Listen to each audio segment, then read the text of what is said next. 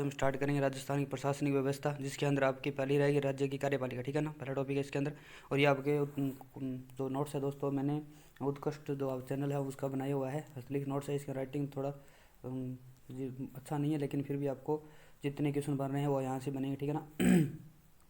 तो देखिए स्टार्ट करते हैं। राज्य की कार्यपालिका भारतीय संविधान के भाग 6 के अंदर राज्य का संविधान की संज्ञा दी गई है, संज्ञा दी जाती है, क्योंकि इसके अंतर्गत राज्यों के शासन को उपबंध किया गया है। अनुच्छेद 153 से लेकर 167 तक राज्य की कार्यपालिका का उल्लेख किया गया है, जिसके अंतर्गत राज्यपाल, मुख्यमंत्री तथा मंत्रिपरिषद का एवं महाधिवक्ता शामिल होता है। इसका मुख्य कार्य राज्य विधानमंडल के द्वारा बनाए गए कानूनों को लागू करना तथा राज्य के शासन का संचालन करना होता है। पहले देखिए, राज्यपाल भारत के केंद्र के समान ही होता है, राज्यों केंद्र के समान ही राज्यों में भी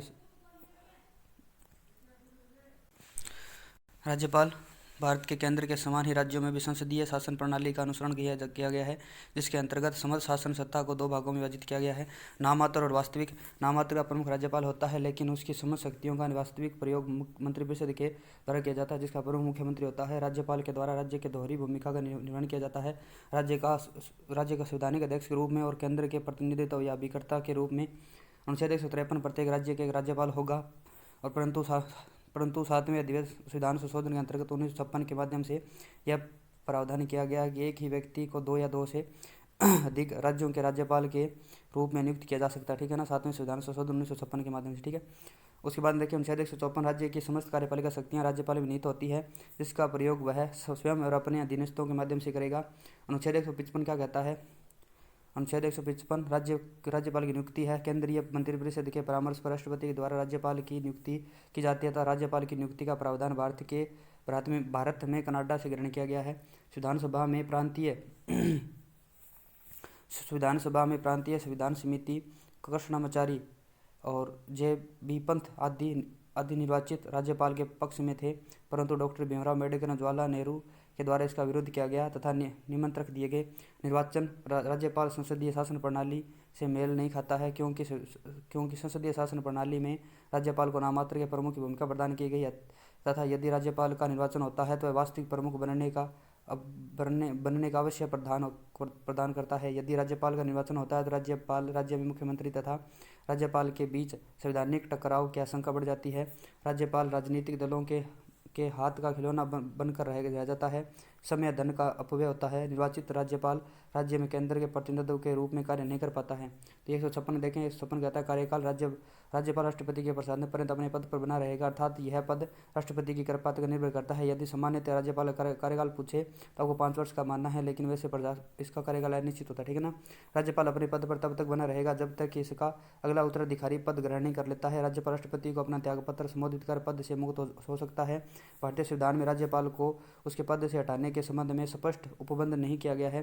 2007 में केंद्र राज्य संबंधों की समीक्षा के लिए गठित मदन मोहन पुंछी आयोग ने राज्यपाल को उसके पद से हटाने के लिए राष्ट्रपति की तरह महाभियोग की प्रक्रिया का अनुसरण करने की सिफारिश की थी मुंशी आयोग ने, ठीक है ना।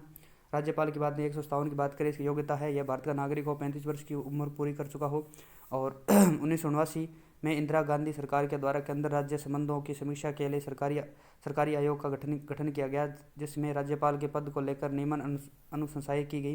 राज्यपाल के रूप में ऐसे व्यक्ति को नियुक्त किया जाए जो कि सार्वजनिक जगत का प्रतिष्ठित व्यक्ति हो तथा राजनीतिक मामलों में तटस्थ हो, ठीक है ना।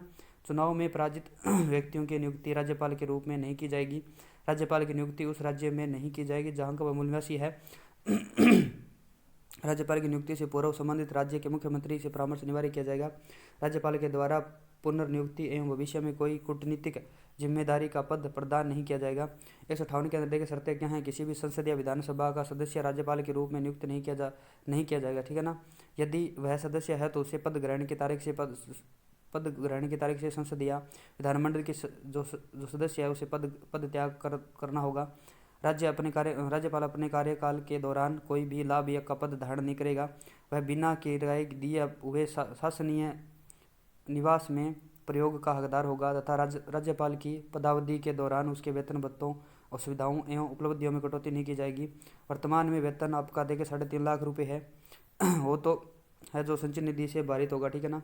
159 के अंदर देखें, शपथ है उसकी उच्च न्यायालय के मुख्य न्यायाधीश का उसकी अनुपस्थिति में उच्च न्यायालय के वरिष्ठ न्यायाधीश के द्वारा राज्यपाल का संविधान तथा विधि के संरक्षण की शपथ प्रदान की जाती है। राज्य शक्तियों की बात करें, उसकी कार्यपालक शक्तियां देखिए, अनुच्छेद 154 के अंतर्गत राज्य की समस्त कार्यपालक शक्तियां राज्यपाल में निहित होती है, अर्थात राज्यपाल राज्य में कार्यपालिका शक्ति का प्रमुख की भूमिका निभान करता है।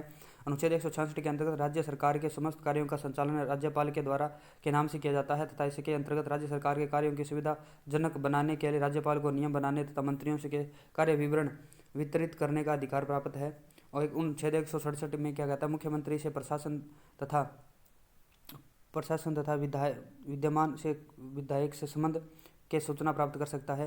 एवं मुख्यमंत्री का यह दायित्व है कि वह राज्यपाल के समस्त प्रशासन संबंधी सूचनाएं उपलब्ध करवाए।